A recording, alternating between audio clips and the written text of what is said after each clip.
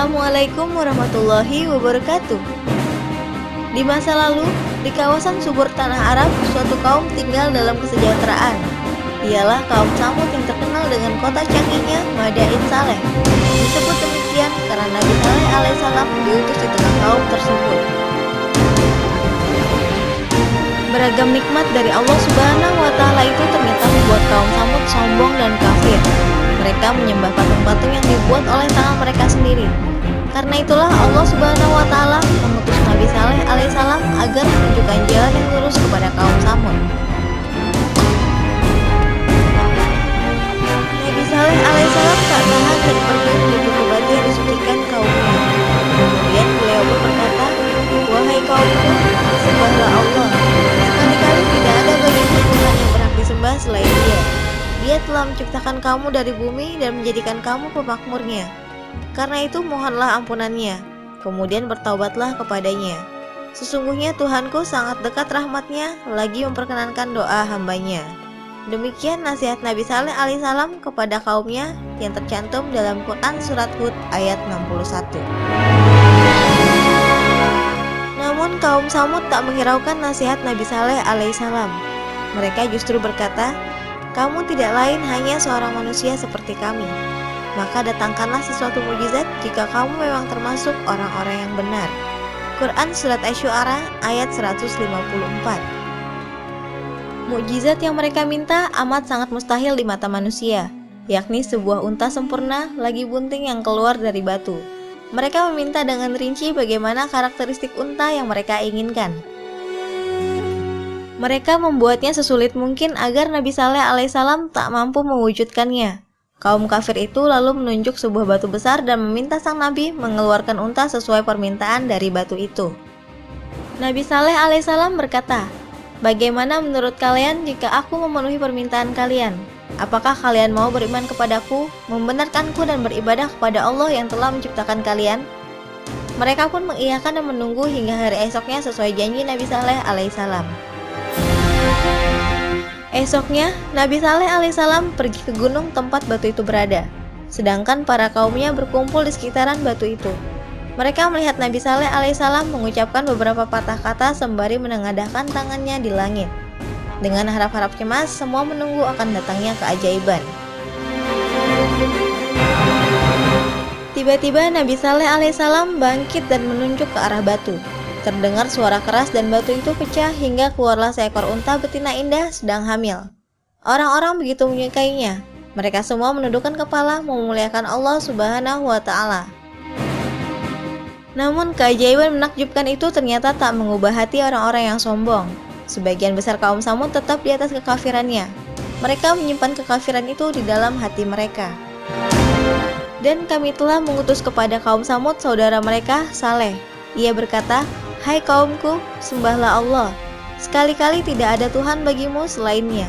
Sesungguhnya telah datang bukti yang nyata kepadamu dari Tuhanmu. Unta betina Allah ini menjadi tanda bagimu.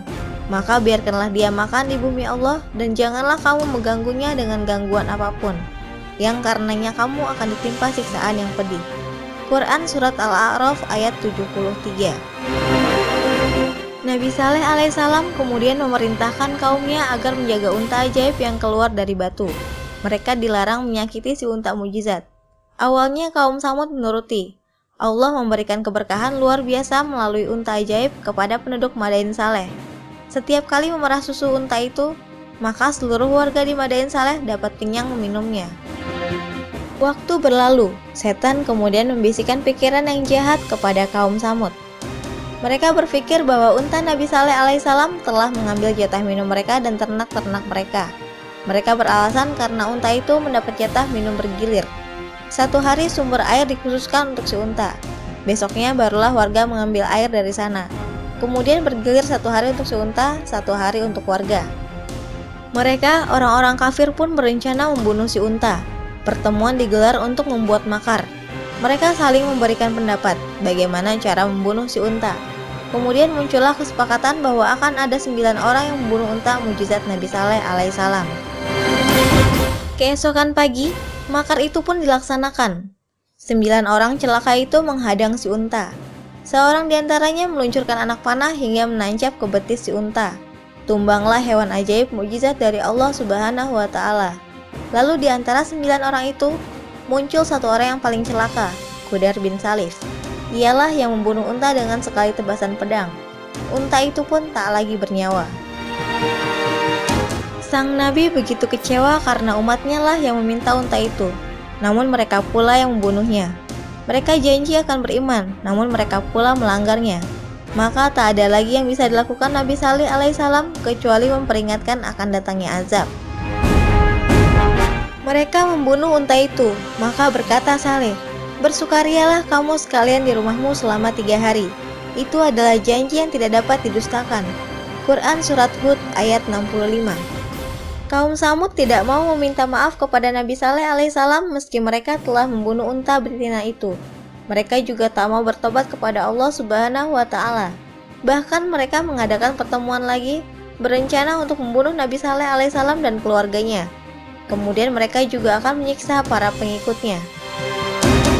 Setelah 3 hari berlalu, kaum Samud ditimpa suara petir yang sangat keras dari langit, serta bumi yang bergoncang sangat keras. Mereka kaum kafir binasa tak tersisa, kecuali Nabi Saleh alaihissalam dan pengikutnya yang beriman. Mereka telah menyelamatkan diri sebelum azab tiba. Kota Madain Saleh hancur sehancur-hancurnya. Tak ada yang tersisa kecuali puing-puing berserakan, sebagai peringatan untuk umat berikutnya, yakni peringatan agar hanya menyembah Allah saja dan menaati perintahnya. Itulah azab Allah Subhanahu wa Ta'ala bagi kaum yang durhaka, kaum yang gemar menghina Allah, mendustakan nabinya, dan mengolok-olok agamanya. Meskipun kaum itu sangat kuat dan hebat, tapi mereka tidak berdaya ketika menghadapi azab dari Allah yang sangat dahsyat. Karunia Allah yang paling lengkap adalah kehidupan yang didasarkan pada ilmu pengetahuan. Wallahu a'lam bishawab. Semoga bermanfaat. Wassalamualaikum warahmatullahi wabarakatuh.